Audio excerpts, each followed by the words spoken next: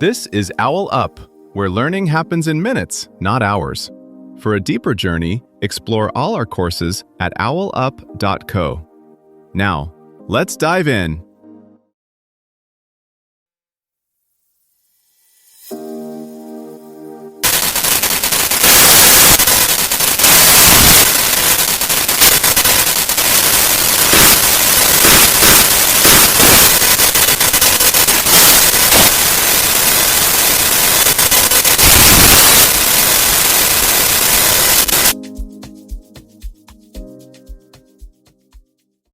Right now, as you listen, thousands of conversations are failing. Not because people disagree, but because they don't even mean the same thing by the words they use. Two coworkers say soon. One hears hours, the other hears weeks. Same language, totally different worlds. Culture is the quiet author of those mismatched soons, and of a million other tiny expectations you rarely notice until they collide.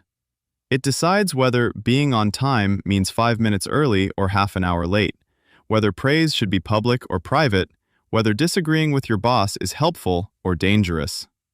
None of this is written on a sign at the office door or announced in a family meeting, yet everyone is supposed to know the script. Anthropologists call this the taken-for-granted layer of life, the background assumptions about what's normal, polite, ambitious, or shocking. You pick most of it up before you're old enough to question it, the way you absorb an accent. Then you carry it into every classroom, video call, negotiation, and relationship, convinced it's just common sense, while others quietly follow a different rulebook. That hidden script isn't just about manners or timing.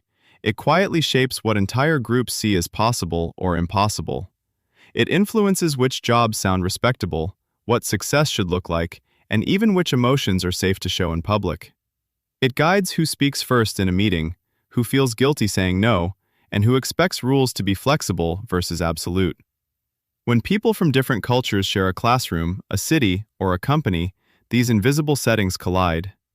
The result can feel like personality clashes, but often it's deeper, conflicting maps of how life is supposed to work.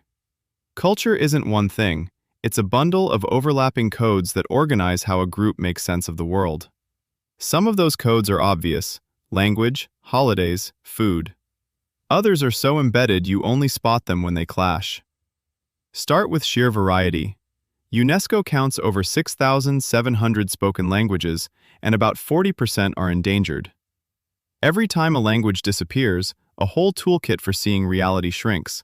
Ways of naming emotions, describing landscapes, talking about time. A word like family or freedom can stretch or narrow depending on that toolkit, quietly altering what people feel is normal to want or protect. Then there are pattern differences that researchers can measure. In the 1980s, Geert Hofstede analyzed attitudes of IBM employees in dozens of countries and found recurring dimensions: how comfortable people are with hierarchy, how much they prize individual goals versus group harmony, whether they expect rules to be flexible or rigid, and more. These dimensions don't put anyone in a box, but they do reveal that what feels professional, respectful, or fair is systematically shaped by where and how you learn to be a person. Organizations sit on top of these deeper layers. A company isn't just a strategy and an org chart, it's a culture-making machine. Gallup's data that deliberately shaped cultures can boost profits by nearly a third isn't magic. It's alignment. Leaders decide, often unconsciously, which behaviors get rewarded, whose voices carry weight, and how mistakes are treated. Over time, those choices harden into expectations. Do we stay late or guard personal time? Debate openly or smooth conflict? Follow the manual or improvise? Now zoom out to the global level. With 281 million people living outside their birth country, cities, schools, and workplaces are braided together from multiple cultural logics.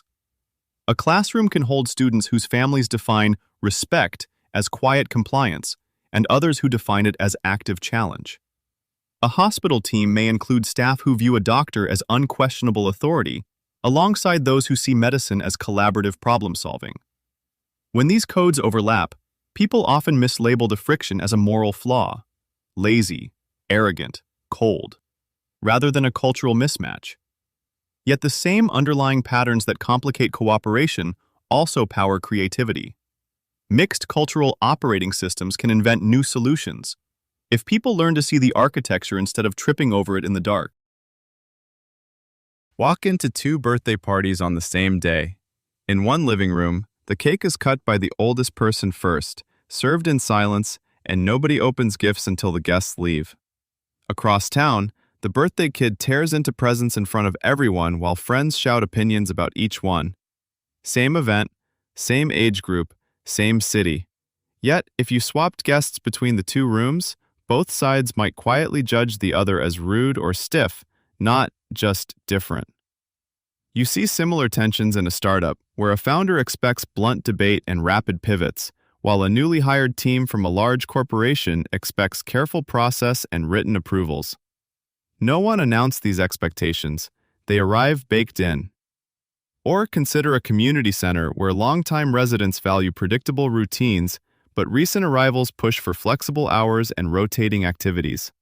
Conflicts surface over tiny decisions, meeting length, who holds keys, how fast to change, but the real negotiation is over whose invisible habits will set the rhythm for everyone else.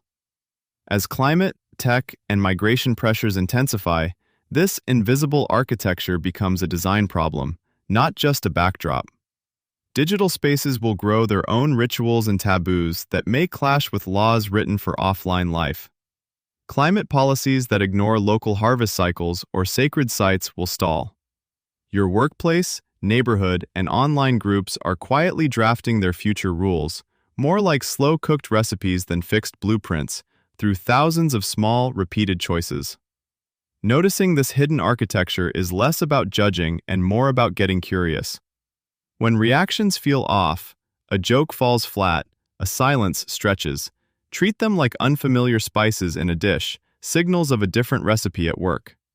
The more you trace those flavors back to their sources, the better you get at cooking alongside others without drowning anyone out. To go deeper, here are 3 next steps. Listen to Edgar Schein's interview on the Coaching for Leaders podcast, episode on organizational culture, and pause to compare his 3 levels of culture, artifacts, espoused values, underlying assumptions, with the examples from this episode, especially where your team's stated values don't match daily behavior.